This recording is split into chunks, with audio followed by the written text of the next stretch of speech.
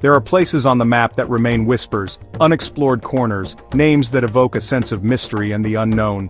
Burundi was one of those for me, a country I knew existed but held no real tangible understanding of.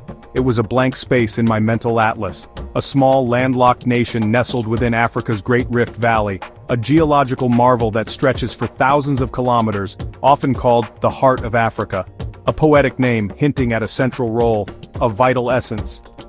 But what does that really mean? What does it mean to be the heart? Is it a geographical designation, or something far more profound? I arrived with questions and cautious curiosity, eager to unravel the enigma that was Burundi.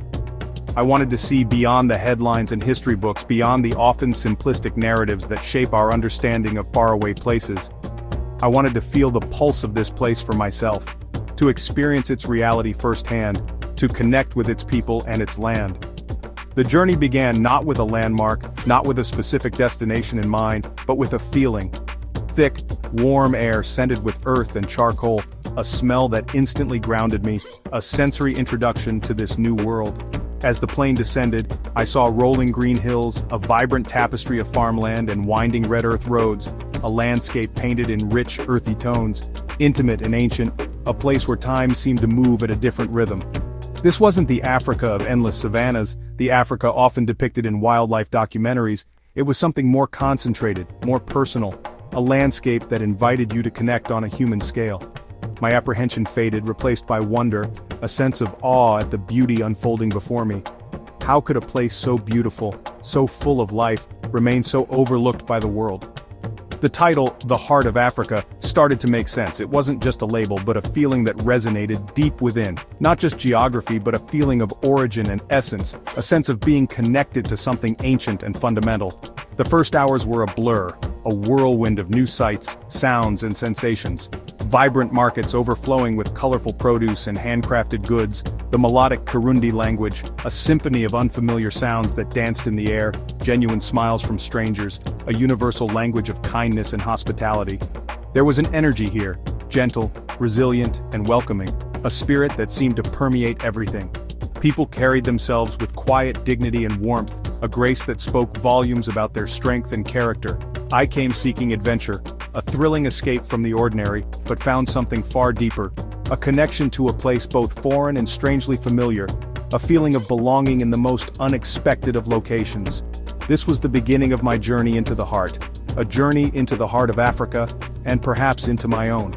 A journey to understand Burundi's spirit, to uncover its hidden stories, one conversation and breathtaking view at a time. Sometimes the most profound discoveries, the most life-altering experiences, start with simply being present, with opening yourself up to the moment. And so I listened, I observed, I allowed myself to be guided by the spirit of this place. Our journey led us southward, deeper into the heart of Africa, to the shores of Lake Tanganyika. It was a destination we had anticipated for so long, a place whispered about in legends and travelogues. Lake Tanganyika, one of Africa's Great Lakes, is ancient, immense, and holds a certain mystique. Its waters have witnessed millennia of history, the rise and fall of civilizations, and the quiet evolution of life along its shores. Its statistics are impressive, a testament to the sheer scale of nature's grandeur. It stretches for hundreds of kilometers, plunging to depths that conceal untold secrets. But standing on its shores, gazing out at the seemingly endless horizon, you feel something more profound than just its size. You feel its soul.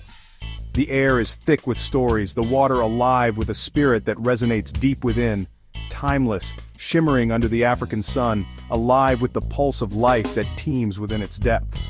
The sunlight dances on the surface, creating a mesmerizing spectacle of light and shadow. For Burundians, the lake is more than just a body of water, it's a source of life, providing sustenance and livelihood, and a keeper of secrets, holding the memories of generations past. It's woven into the very fabric of their culture.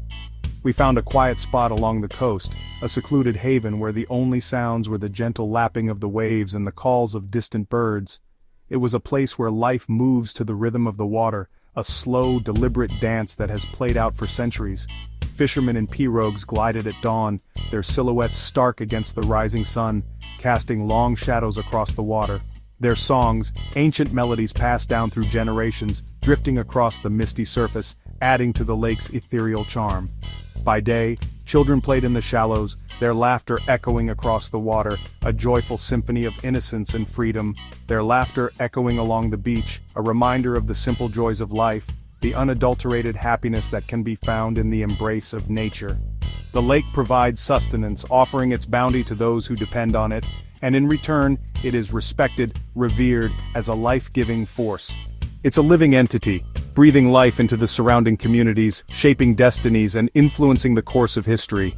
I shared a meal with a family of fishermen, their faces etched with the wisdom of the lake, their eyes reflecting the depths of its mysteries. We ate fresh fish grilled over an open fire, the smoky aroma mingling with the scent of the lake, creating a sensory experience that was both primal and profound. As we ate, they shared stories of storms that could swallow boats whole, and of spirits that dwelled in the depths, guarding the lake's secrets. Language barriers faded over shared food and smiles, replaced by a universal understanding, a connection forged through the simple act of breaking bread together. As evening fell, the lake transformed, shedding its daytime persona and embracing the tranquility of twilight. The sunset painting the sky in hues of orange, purple, and gold, a breathtaking masterpiece of nature's artistry. Silence settling in, broken only by the gentle lapping of the waves. Staring out at the tranquil expanse, the water reflecting the colors of the sky, I felt a sense of peace wash over me, a feeling of being utterly and completely present in that moment. I felt humility and awe in the face of such immense beauty, a recognition of the power and majesty of the natural world. Lake Tanganyika is more than just geography, more than just a collection of statistics. It's a living, breathing entity with a spirit all its own. It's the liquid soul of Burundi, the heart of its culture, the lifeblood of its people, a place of reflection where one can contemplate the mysteries of life, a source of sustenance providing for the needs of the community, and a testament to enduring beauty, a timeless landscape that captivates the soul. Here, standing on the shores of this ancient lake, the world feels both vast, stretching out to an endless horizon, and intimately connected, a reminder that we are all part of something larger than ourselves, interconnected in the web of life. The lake's whispers, the stories it holds, the beauty it exudes linger long after you leave, a gentle echo in the chambers of your heart. Leaving the lake, we ventured into Burundi's heartland, the land of 1,000 hills. Here the hills are soft, green, and alive, rolling endlessly in a soothing panorama. Every inch is cultivated. Terraced farms of coffee, tea, bananas, and cassava. Winding roads connect villages, life tied intrinsically to the land. People work the soil with practiced hands, a harmony between humanity and earth. At a tea plantation, women in colorful fabrics plucked leaves, laughter filling the air. They showed me how to pick the leaves, a simple shared moment of dignity and connection. The hills aren't just a backdrop, they're the stage of Burundian life, shaping culture and history. Driving through them, I felt profound peace, a reminder that some places still move to the earth's gentle rhythm. These hills breathe, and if you listen, you can hear Africa's heartbeat. The landscape is alive with stories, waiting for those willing to listen. In the hills, I found the quiet soul of Burundi. No journey to Burundi is complete without the royal drummers, a spectacle of energy and tradition. At Gishora Drum Sanctuary, the ancient rituals come alive. The drums carved from sacred trees are more than instruments. They embody the nation's spirit. The performance begins, men in white and red balancing drums, moving with athletic grace. A single deep beat grows into a hypnotic tapestry of sound, thunderous and alive. Each rhythm tells a story celebrating harvest, coronations, and community. The drumming transcends language, speaking directly to the soul. I was invited to try my clumsy attempts, met with laughter and encouragement. In that moment, I felt a genuine connection, not just as a spectator, but as a participant. The royal drummers are guardians of tradition and ambassadors of joy. Their performance is a living force connecting past and present. Culture here is not preserved, it's lived, shared, and celebrated. Bujumbura, Burundi's largest city, a place where the urban landscape meets the serene waters of Lake Tanganyika. It's a city that often surprises visitors with its unique blend of energy and tranquility. Sits gracefully on Lake Tanganyika's shore, its waters reflecting the sky and the vibrant life of the city. The lake provides a constant backdrop, a reminder of the natural beauty that Burundi holds. Bujumbura is calm, vibrant, and incredibly welcoming.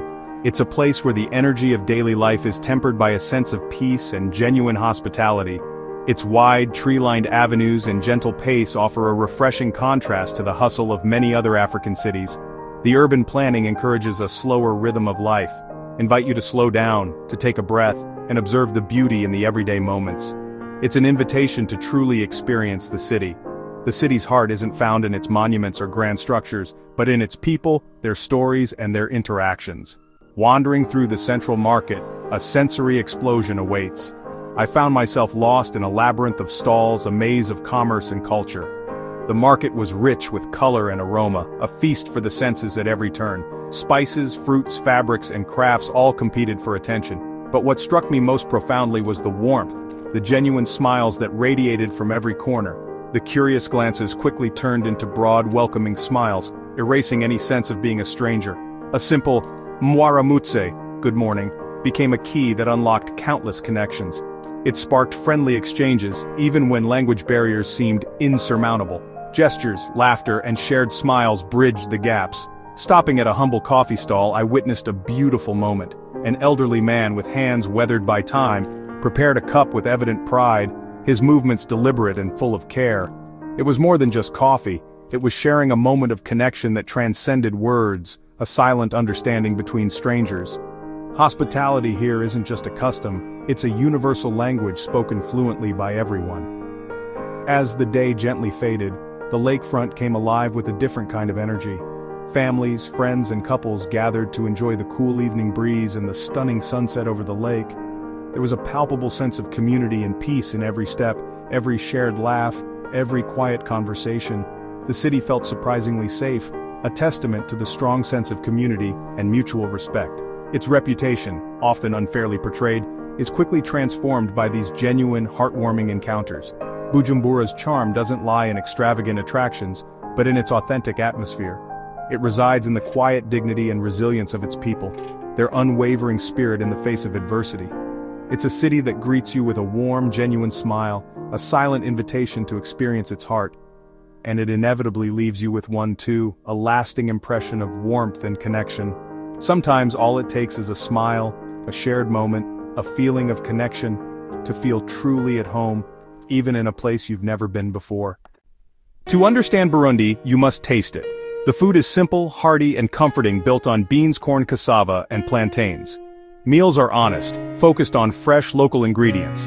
A plate of beans and rice-fried plantains and stewed fish or meat is a staple, always delicious, always shared. Ugali, a stiff porridge, is used to scoop up stews, food meant for communal eating, fostering togetherness. My most memorable meal was with a family grilled mukeke from the lake, vegetable dishes, laughter, and stories. Hospitality here is humbling, sharing what little they have with generosity. Food is more than sustenance, it's connection. The taste of Burundi is the taste of its land and its people, simple, honest, unforgettable. It's a flavor that lingers long after the meal is over. Journeys are defined by small, unexpected moments that linger. In Burundi, these moments were everywhere. Dawn on a hilltop, mist revealing the valley below, absolute stillness and beauty. A herd of Ankole Watusi cattle crossing the road, herders guiding them with calm assurance, a timeless scene. Children's laughter echoed from city streets to remote villages, their curiosity and joy infectious. I joined a game of football with local kids, chaotic, joyful, and utterly unscripted. These moments aren't in guidebooks, they're gifts you receive when you open yourself to a place. They're the threads that weave a journey into something unforgettable. In Burundi, I found countless such threads, each one a memory I'll carry forever. Sometimes it's the quietest moments that speak the loudest, and those are the ones that stay with you. Before Burundi, my knowledge was shaped by headlines, conflict, instability, struggle. But on the ground, I found a reality far more complex and hopeful. The true story is written by the resilience and spirit of its people. I found safety, warmth, and hospitality everywhere I went. Burundi is not its government or its past. It's its people, landscapes, and dreams. To define it by problems alone is a grave injustice.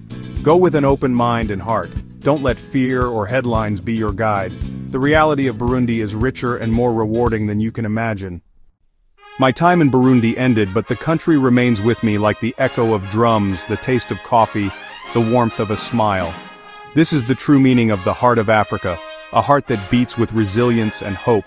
To travel here is to witness raw beauty, connect with a proud culture, and feel a rhythm that changes you. If you seek adventure measured in human connection, consider Burundi. Come see the drummers leap taste fish by the lake, watch mist rise from the hills, and meet people whose warmth will redefine hospitality. This is my invitation. Step off the beaten path and discover a place of profound beauty and spirit. Look beyond the headlines, write your own story. Come to Burundi. Find a piece of your own heart, in the heart of Africa. The journey is waiting and you'll never forget it, I promise.